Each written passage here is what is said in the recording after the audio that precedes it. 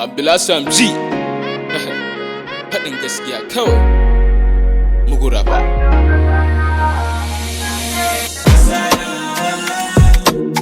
Ana faɗi muna ta ji ƙauye har cikin gari, kunci wuya matsi kai har da masu da shi, ihu kake ta ji talakawa har da masu shi. Najeriya uwa na mama na amma kina gani, Allah ne ya ba mu arziki, talauci babu shi amma wasu sinari sun zo sun jefa mu zillin. Ki ce ma kawuwa na mama na Najeriya kici